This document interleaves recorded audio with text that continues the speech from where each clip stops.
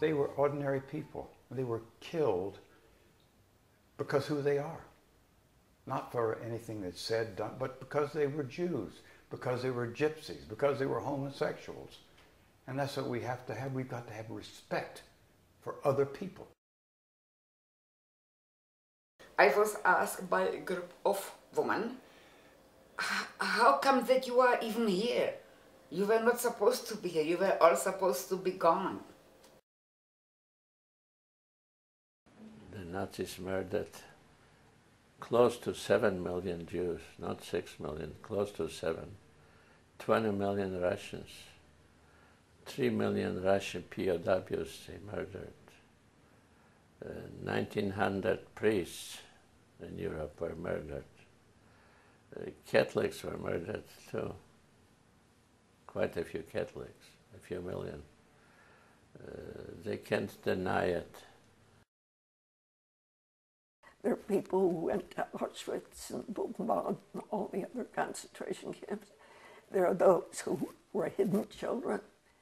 There are those who were in the Kindertransport. So we've got a whole variety of people. If you haven't lived through it, even reading about it doesn't get across what really happened. I try to stress to the children that it's not only about the 6 million Jews. It is about respect. It is about the world. It is about learning and trying to be a better person.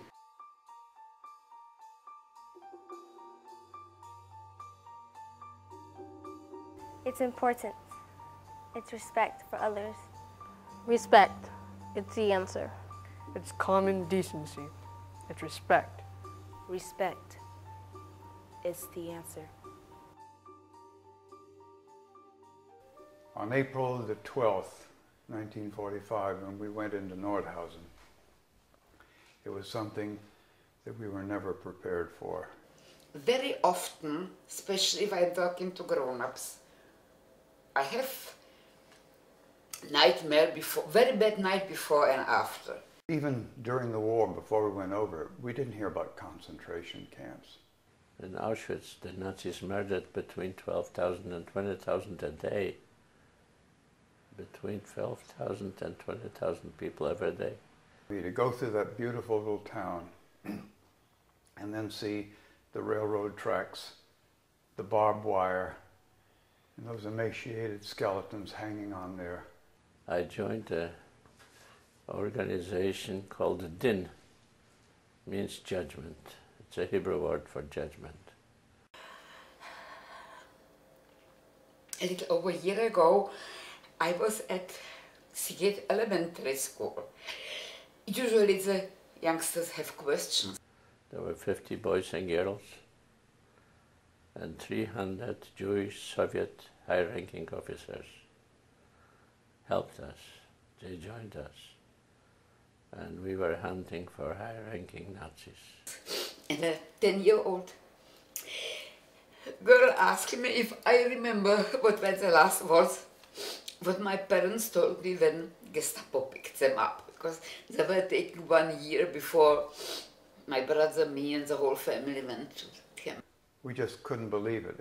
Some guys wept, others, many of them vomited, and we were told by the medics not to give them food because we'd kill them. I had to sit down and cry, and I needed, because nobody ever asked me, and in that moment I did see. And we were successful with some. Many of them we couldn't find. We were looking for Dila Globocnik, we couldn't find him. We were looking for Mr. Klimatis from Lithuania, we couldn't find him. He was the head of the Nazis in Lithuania. They murdered all the Jews in Lithuania. They didn't wait for the Nazis to come in. It's emotional, and you know, at this time of my life, there are other things that I can get emotional about, but it's the past.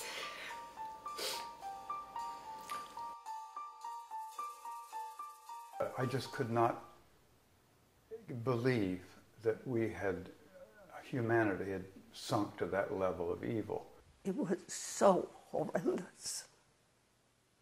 Half of the people were dead when they came to the extermination camp.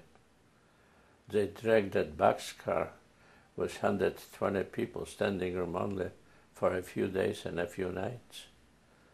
They closed the doors, they closed the little windows, there was no air, no sanitary facilities. Can you imagine? Here it was, demeaning, ostracizing, you name it. Do the most you can to make these people feel like they're worms of the earth.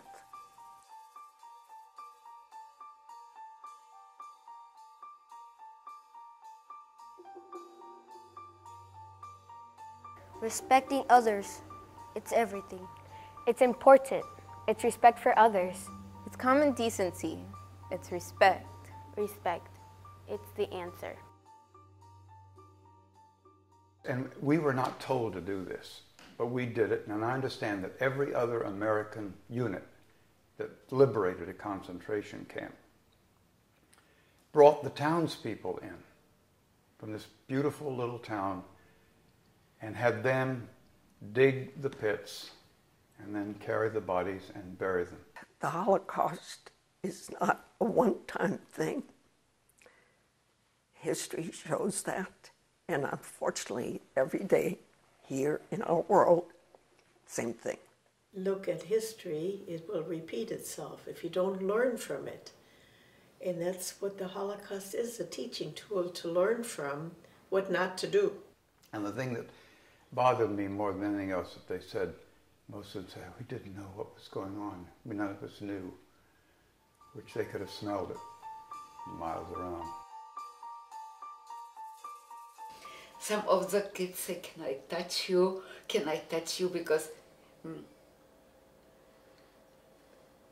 we don't believe it. You know, we read it. It's a history like everything else, but you were there. It's true. So they go and touch and hug, and that is really very, very nice. I want people to know what happened. I tell them the truth.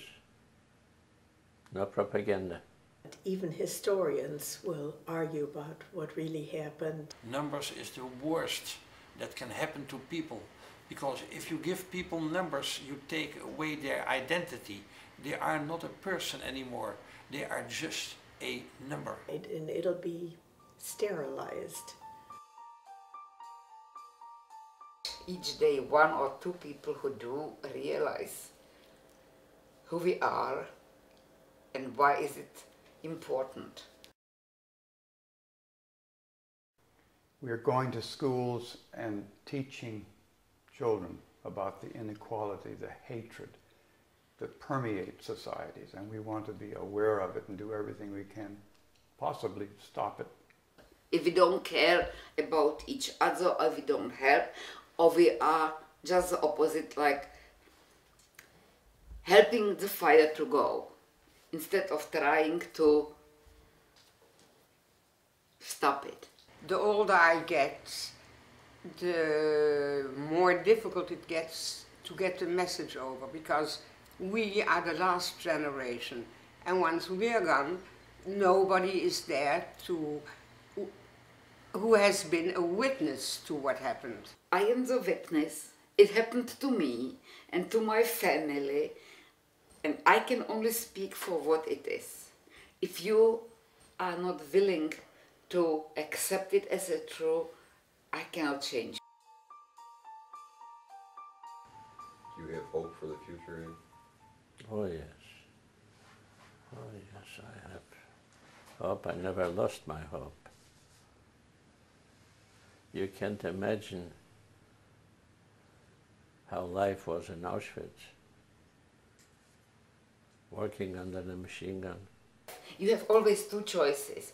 Either hang yourself on the first tree or go on. And then you go on, you have to go on with everything. Hatred starts very innocently often with telling ethnic jokes. We impress that on the students. I always tell the children, you cannot change the world, but you can do one little thing, even if it's on the playground, that you help somebody who's been bullied.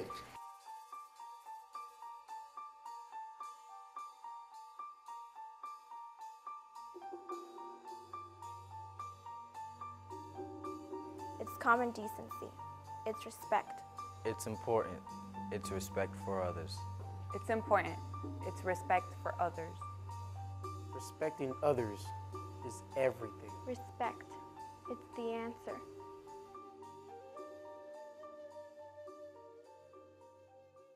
That we exist and people should come.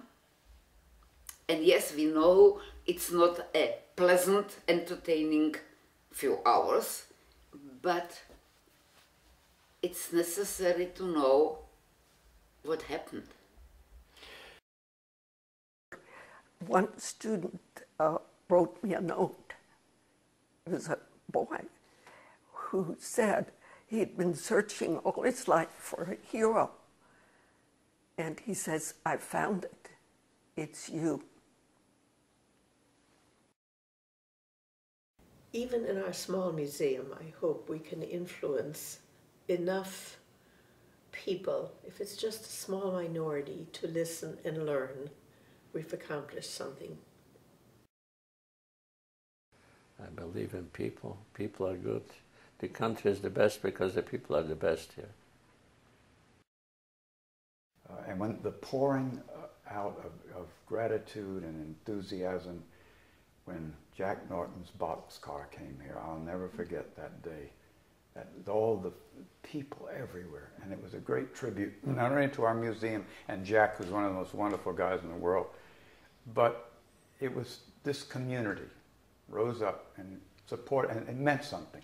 And that's the thing we've got to do. We want this to mean something to school children, people, make them realize what we can do, what we must do to stop this bigotry and hatred in the world.